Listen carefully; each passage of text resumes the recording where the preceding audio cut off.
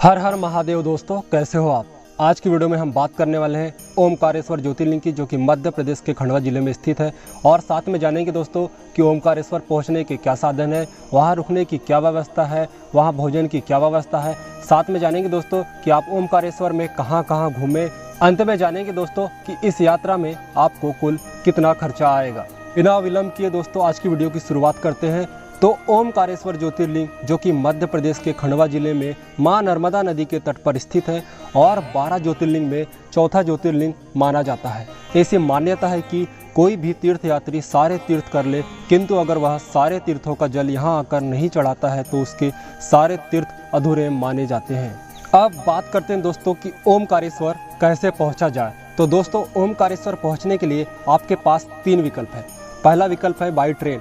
ओमकारेश्वर आप 2 स्टेशनों के माध्यम से पहुंच सकते हैं। पहला है इंदौर, दूसरा है खंडवा। अब बात करते हैं इंदौर किन लोगों को आना होगा और खंडवा किन लोगों को आना होगा। अगर आप महाराष्ट्र वाले साइड से आ रहे हैं तो आपके लिए खंडवा स्टेशन सही रहेगा, लेकिन जो यात्री मध्य प्रदेश या दिल्ली वाले साइड से आएंगे उनके लिए इंदौर स्टेशन सही रहेगा। इसके अलावा भी दोस्तों ओमकारेश्वर का खुद का रेलवे स्टेशन है, किंतु यहाँ के लिए डायरेक्ट ट्रेन काफ़ी कम चलती है। दूसरा विकल्प है दोस्तों बाई बस। आपको इंदौर से और खंडवा से भी सरकारी और प्राइवेट दोनों बस मिल जाएगी। यहाँ से आप आसानी से ओमकारेश्वर पहुँच सकते हैं। इंदौर से 80 किलोमीटर और खंडवा से 70 किलोमीटर की दूरी पर ओमकारेश्वर ज्योतिर्लिंग है। और बस के किराए की बात करूँ दोस्तों तो 150 से लेके 200 रुपये के आसपास इसका किराया होता है। तीसरा विकल्प है दोस्तों बाई फ्लाइट। इसके लिए आपको देवी अहिल्याबाई होलकर हवाई अड्डा इंदौर पहुंचना होगा। वहां से आप बाई बस या आप किसी भी प्रकार की प्राइवेट टैक्सी करके ओमकारेश्वर ज्योतिर्लिंग पहुंच सकते हैं। किराए की बात करूं दोस्तों तो इंदौर से बस का किराया लगभग 100 रुपये के आसपास होता है। बाकी टैक्सी का किराया 2000 से 3000 के बीच में होता है। अगर आप बार्गेनिंग करते हैं तो ऊपर नीचे हो सकता है।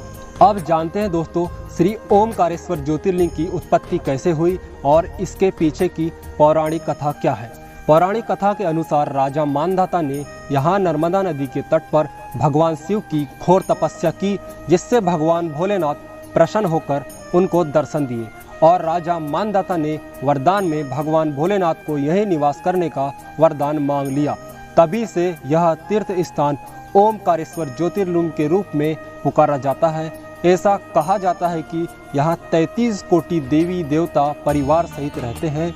इसके अलावा यहाँ 2 ज्योति स्वरूप लिंगों सहित 108 प्रभावशाली शिवलिंग विराजमान हैं। तो ये बात थी दोस्तों कि ओमकारेश्वर कैसे पहुँचा जाए। अब बात कर लेते हैं कि ओमकारेश्वर हम पहुँच गए हैं और यहाँ पर हमें कहाँ रुकना चाहिए, कहाँ स्टे बनाना चाहिए। तो दोस्तों ओमकारेश्वर ज्योतिर्लिंग माँ नर्मदा नदी के तट पर बना हुआ है। एक छोर पर ओमकारेश्वर ज्योतिर्लिंग तथा दूसरे छोर पर ममलेश्वर ज्योतिर्लिंग है। दोनों ही ज्योतिर्लिंगों का महत्व उतना ही है। आप इन दोनों ज्योतिर्लिंग के दर्शन कीजिए। और आगे हम बात करेंगे दोस्तों कि और कहाँ कहाँ हमको ओमकारेश्वर में घूमना है। तो अब बात कर लेते हैं दोस्तों कि ओमकारेश्वर में रुकने की क्या व्यवस्था है। तो दोस्तों यहाँ आपके पास में 3 विकल्प है। पहला विकल्प है प्राइवेट होटल, जहाँ पर आपको 500 से लेके 1000 रुपये आगे और फिर बढ़ता जाएगा आपको होटल मिल जाएंगे। अब बात कर लेते हैं दोस्तों दूसरे ऑप्शन की।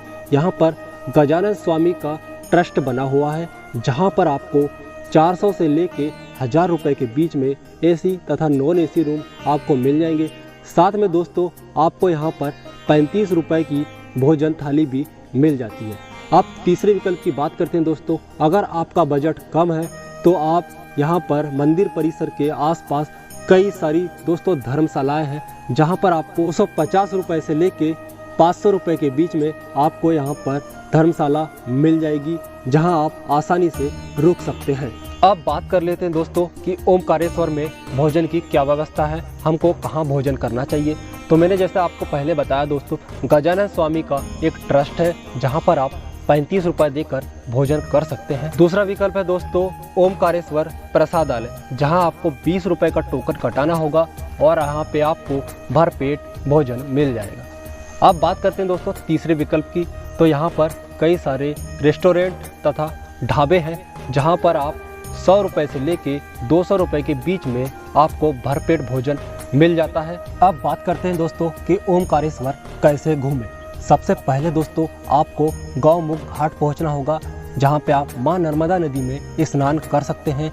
इसके लिए आपको दोस्तों इस छोर से उस छोर जाने के लिए आप बोट का सहारा ले सकते हैं, यानी कि नाव का।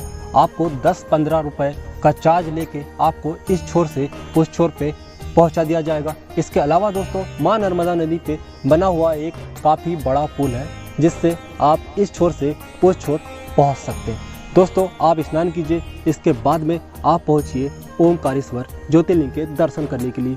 यहाँ पे आपको लाइन में कुछ देर खड़ा रहना पड़ेगा। खड़ा रहने के बाद में आप दोस्तों इंतज़ार कीजिए।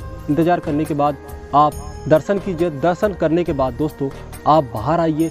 और इसके अलावा दोस्तों यहाँ मंदिर परिसर में 5 मंजिला इमारत है, जिस पे पहले मंजिल पे आपने ओमकारेश्वर के दर्शन कर लिए दोस्तों। इसके अलावा दोस्तों यहाँ आप दूसरी मंजिल पर जाइए और महाकालेश्वर ज्योतिर्लिंग के दर्शन कीजिए।